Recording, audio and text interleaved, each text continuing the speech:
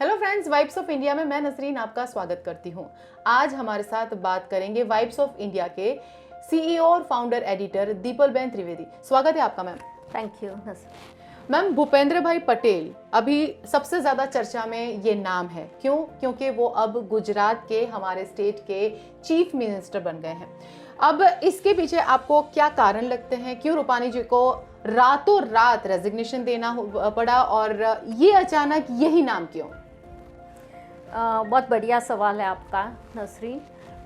एक तो मैं ये बोलूँगी कि कई लोग बोल रहे हैं कि बहुत कंसल्टेशन हुए होंगे टॉप लेवल पे और फिर ये नाम नाम की पसंदगी की गई। मैं ये बात से सहमत नहीं हूँ जी, क्योंकि ये जो भूपेंद्र भाई पटेल का नाम अनाउंस किया गया वो मुझे मिस यूनिवर्स और मिस इंडिया की जो हम कॉन्टेस्ट देखते हैं वैसे लगा, all of a sudden contest winner का नाम अचानक ही आ गया। अचानक आ गया, वो फीलिंग आई थी। विजय रूपानी जी को बदलना ज़रूरी था। ये नहीं कि विजय रूपानी अच्छे आदमी नहीं है, he is a good human being but may be a bad politician. और कोरोना के सेकेंड वेव के बाद ये हुआ कि जो पब्लिक परसेप्शन था बीजेपी के लिए और विजय रूपानी जी के लिए, उसमें बहुत निगेटिविटी आने लगी थी जी, कोरोना के बाद से। कोरोना, हाँ, और वो भी सेकेंड वेव के बाद। जी जी, राइट, क्योंकि बहुत डाटा फजिंग हो रही थी, सही आंकड़े बाहर नहीं आ रहे थे और बीजेपी पब्लिक परसेप्शन में ज़्यादा ही मानने वाली पार्टी है। और जितना पब्लिक पल्स बीजेपी को पता है वो कोई पॉलिटिकल पार्टी को गुजरात में तो नहीं है, ये हमें कबूल करना ही पड़ेगा। तो एक तो ये रीज़न था। फिर दूसरा, पार्लियामेंट में ये ओबीसी का जो नया एक्ट आ गया जिसके कारण ओबीसीज को एक बहुत बड़ा और एक पॉजिटिव स्ट्रोक मिला। पर गुजरात के पाटीदार जो 2014 से एक प्रोटेस्ट, एक एजिटेशन कर रहे हैं कि उनको गवर्नमेंट जॉब्स में रिजर्वेशन दिया जाए, जी, अभी नहीं मिलता है। और अभी भी नहीं हुआ, इसलिए पाटीदार में भी बहुत नेगेटिव सेंटिमेंट थे। और ये नेगेटिव सेंटिमेंट का फ़ायदा आम आदमी पार्टी बेखूबी से उठा रही थी पिछले कई महीनों से, क्योंकि ज़्यादातर पाटीदार और पटेल यंगस्टर्स आम आदमी पार्टी से काफ़ी अट्रैक्ट हो रहे थे और ज्वाइन कर रहे हैं अभी भी। ये तीनों चीज़ों को स्टॉप करने के लिए विजय रूपानी जी को बदलना बहुत आवश्यक था। जी जी। अच्छा मैम, आपने कहा विजय रूपानी जी को बदलना यहाँ बहुत ज़रूरी हो गया था, लेकिन जिस तरह से बीजेपी ने हमेशा कहा है कि हम किसी को भी खड़ा कर दें हमारे नाम पे, हमें कोई असर नहीं होने वाला। हो सकता था इस इलेक्शन में भी यही होता कि उन्हें कोई असर नहीं होता, बिकॉज पिछले कई सालों से अगर आप जीएसटी का मुद्दा ले लें, आप नोटबंदी का मुद्दा ले लें, आप कोरोना का मुद्दा ले लें, कई सारे ऐसे मुद्दे थे जिससे उसको बीजेपी की एक छवि है वो खराब हुई है हर स्टेट में, पूरे देश में। स्टिल बीजेपी ही हमेशा आया है बहुमत से। तो इस बार भी ये एक दूसरा अगर हम सोचें तो ये एक बात भी तो थी कि कुछ भी कर ले रूपानी, हम तो आएंगे, ये जो एक विश्वास होता है हमेशा बीजेपी की।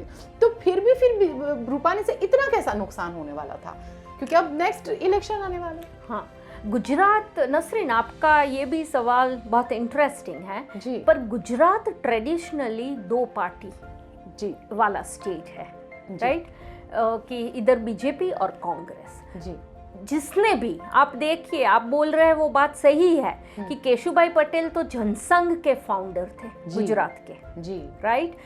और फिर उन्होंने जब भाजपा छोड़ा और खुद का गुजरात परिवर्तन पार्टी का शुरुआत की, तभी उनके मैक्सिमम ज़्यादा से ज़्यादा कैंडिडेट्स की तो डिपॉजिट गई थी। जी। क्यों? क्योंकि बीजेपी और पटेलों का रिश्ता पुराना है। पर अभी इस बार आप बोलते हो कि विजय रूपानी जी चल सकते थे, ये भी आपकी बात सही है कि कौन बैठता है कुर्सी पर नहीं इम्पोर्टेंट है। हाँ। क्योंकि जब गुजरात में मतदान होता है तो गुजरात में मतदान चीफ मिनिस्टर कौन बनने वाला है भाजपा का, इस हिसाब से नहीं होता है जी। गुजरात में भाजपा के तरफी मतदान इसीलिए होता है कि नरेंद्र मोदी जी सालों से ये बोल रहे हैं, 2014 से बोल रहे हैं कि आप इधर किसको वोट आप डालोगे वो वोट मुझे मिलने वाला है, ये समझ के डालिए। जी। तो मेन इमेज और मेन वोट कैचर गुजरात के अभी भी नरेंद्र भाई है जी। पर क्योंकि आम आदमी पार्टी अभी फ्रे में आ गई है और आम आदमी पार्टी बहुत पाटीदार यूथ को ये रिजर्वेशन के मामले में अट्रैक्ट कर रही है। हार्दिक पटेल कांग्रेस में गए, बराबर, पहले जो हार्दिक पटेल थे और उनका इन्फ्लुएंस था वो कांग्रेस में आके पिछले 6 महीने से तो कम ही लग रहा है जी।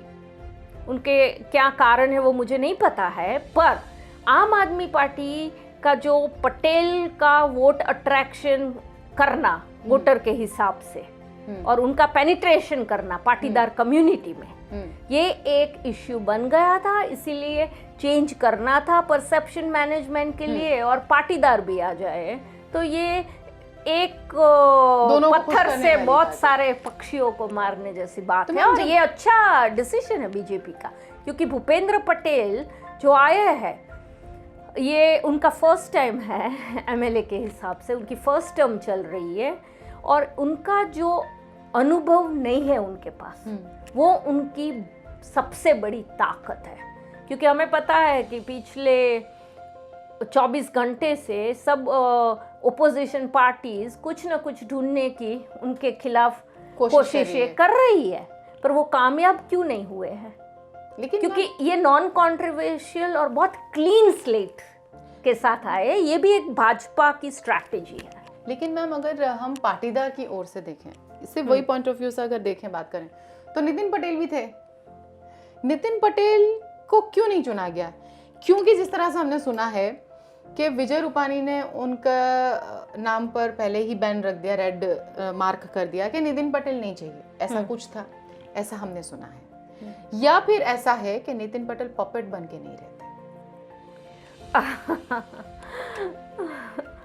मुझे ये नहीं पता है कि नितिन पटेल पपेट बन के रहते के ये बातें चल रही, हाँ। ये बातें चल और मुझे ये भी नहीं पता है, और मुझे शक है कि विजय रूपानी जी को पूछा गया हो कि कौन बने गुजरात के अगले मुख्यमंत्री जी, क्योंकि ये निर्णय है वो सीधा दिल्ली से आया है जी। हम सबको पता है कि 2016 में जब आनंदीबेन पटेल ने मुख्यमंत्री के हिसाब से इस्तीफा दिया था तब उनकी पहली चॉइस नितिन भाई पटेल थे जी। फिर भी नहीं चुना गया। फिर भी अमित भाई ने फुट डाउन रखा था कि हमें चाहिए ही नहीं, और विजय रूपानी जी को थोप दिया था मुख्यमंत्री के रूप अचानक से जैसे अभी हुआ। हाँ। क्योंकि किसी ने नाम नहीं उनका सोचा था। हाँ। आनंदीबेन पटेल तो फिर भी लोगों के दिमाग में थे, लेकिन विजय रूपानी अगेन भूपेंद्र भाई पटेल की तरह ही उनका भी ऐसा ही कुछ था। हाँ, तो आप जो बोल रहे हो सही है। सो 2016 में जब आनंदीबेन पटेल ने इस्तीफा दिया तो उनकी वो घाटलोडिया विधानसभा क्षेत्र रिप्रेजेंट करते थे गुजरात विधानसभा में, तो उनकी ये इच्छा थी, ऐसी बातें थी। हाँ, ऐसी बातें थी जी। हम बातों के हिसाब से ही कर रहे हैं, क्योंकि बीजेपी से मेन प्राइमरी सोर्स से कुछ भी बोलवाना बहुत डिफिकल्ट है, तकलीफ देने वाली बात है। तो 2016 में जब आनंदीबेन पटेल ने इस्तीफा दिया तो उनकी ये इच्छा थी कि घाटलोडिया सीट का जो बाई इलेक्शन था, तभी अब इस बार तो अमल नहीं कर दिया, वो जो उनकी इच्छा थी वो भी पूरी हो गई है। नहीं, तभी उनकी इच्छा थी कि उनकी बेटी अनार पटेल को टिकट दिया जाए, राइट। तो तभी माना जाता है कि अमित भाई शाह के ग्रुप ने इनका जोर शोर से विरोध किया कि हमें अनार पटेल चाहिए ही नहीं। तभी प्रधानमंत्री नरेंद्र मोदी ने दोनों को बोला, आनंदीबेन पटेल और अमित भाई शाह को, कि आप एक कंसेंसस मतलब दोनों पार्टी को जो मंजूर हो ऐसा एक कैंडिडेट का नाम दीजिए, दोनों का म्यूचुअल कंसेंसस कैंडिडेट। तभी भूपेंद्र पटेल ओरिजिनली तो आनंदीबेन के ही ग्रुप से है और उनसे बहुत अच्छा उनका संबंध है, पर ये जो भूपेंद्र पटेल का नाम घाटलोडिया में 2016 में दिया गया था वो अमित भाई शाह और उनके ग्रुप से आ गया था। वो कंसेंसस कैंडिडेट थे। तो अभी नितिन भाई पटेल को रखते तो लगता कि आनंदीबेन का प्रभाव बन गया। 2016 से भूपेंद्र भाई भी स्मार्ट आदमी है, अच्छा। 2016 में वो विधायक जब चुने गए तभी इनका ये प्रयास भी रहा है कि उन्हें अमित शाह से भी बहुत अच्छा नाता बना लिया है। अच्छा। तो भूपेंद्र पटेल की नियुक्ति करने से हाँ। ये जो ग्रुपिज्म चल रहा था भाजपा में, हाँ। उस पर एक संपूर्ण फुल स्टॉप आ गया है। अच्छा। अभी के लिए तो अभी के लिए आ गया है। तो ये बहुत अच्छा मूव है। अगर नितिन पटेल को बनाते, नितिन पटेल के पास बहुत उनके भूतकाल का बहुत एक बैगेज है, बर्डन है, और वो एक ग्रुप के माने जाते, आनंदीबेन पटेल के ग्रुप के माने जाते। भूपेंद्र पटेल वो एक कंसेंसस कैंडिडेट 2016 से है, और ये इमेज भाजपा के सब लोगों को पता है कि ये कंसेंसस कैंडिडेट है और इनका दोनों के साथ इतना ही बनता है, क्योंकि ये एंड में बिजनेसमैन है भूपेंद्र भाई। तो उनको सबके साथ कैसे बनाने रखना है वो पता है। वो उनकी आर्ट कला उनको समझ में आ गई है, तो अच्छी चॉइस है। अच्छा मैम, अभी अगर हम बात करें भूपेंद्र भाई की, जब बात चल रही है तो अचानक से नाम दे देना, और अभी मीम्स भी थी सोशल मीडिया पे, अमित शाह बैठे हैं और वहाँ पे है कि आप नाम गैस करो, मैं सरप्राइज देता हूँ। तो ये जो सरप्राइज देने वाला जो सिस्टम है बीजेपी का, तो ये इसको आप कैसे देखते हैं? आप इसको सिस्टम देखते हैं? क्योंकि हमने जीतू वाघानी से बात की, हमने वाइब्स ऑफ इंडिया में भी बताया है कि जीतू वाघानी ने कहा कि परिवर्तन बीजेपी का एक भाग है, एक उसका पार्ट है। क्या ये स्ट्रेटेजी है या फिर पॉलिटिक्स है, ट्रू पॉलिटिक्स?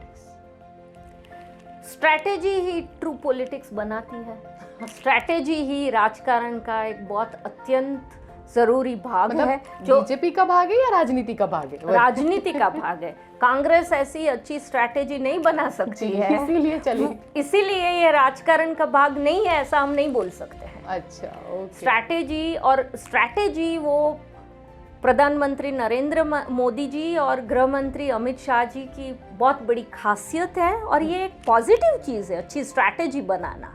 और अभी मैं देखूं, और मैं लास्ट कल दोपहर से जब से नियुक्ति हुई है भूपेंद्र भाई की, तब से मैं देख रही हूँ कि इससे अच्छा कैंडिडेट भाजपा को ये टाइम पे नहीं मिल सकते थे। तो भूपेंद्र पटेल एक राइट चॉइस है भाजपा के लिए, और बहुत स्मार्ट, स्ट्रैटेजिक और पॉलिटिकल डिसीजन है। हाँ, क्योंकि मैम पॉलिटिक्स में अगर कोई इंसान आता है तो सबसे पहले उसको पेशेंस बहुत ज़रूरी है, क्योंकि अगर गुस्सा होके कुछ भी बोल दिया तो शायद आप पॉलिटिक्स में नहीं टिकोगे। और वो एक भाग है, शायद आप जिस तरह से कह रहे भूपेंद्र भाई की एक स्किल है कि वो शायद बहुत ज़्यादा पेशेंस रखते होंगे, तभी उन्होंने लोगों के साथ बना के रखी होगी। पॉलिटिशियंस से लेके ग्राउंड लेवल के जो लोग हैं उनके साथ भी बना कर रखी होगी। तो फाइनली आपका जिस तरह से कहना है भूपेंद्र भाई Patel is the best choice BJP की अभी के लिए। हो सकता है कि नेक्स्ट इलेक्शन में शायद वो ही रहे या ना भी रहे, क्योंकि ये बीजेपी है, परिवर्तन उनका एक पार्ट है। तो इसी के साथ दीपल बहन आपका बहुत बहुत शुक्रिया, ये हमारे साथ माहिती, हमारी इतनी ज़्यादा इन्फॉर्मेशन, जो आपका नॉलेज हमारे साथ साझा करने के लिए, जानकारी। फिर से होगी मुलाकात। नमस्कार।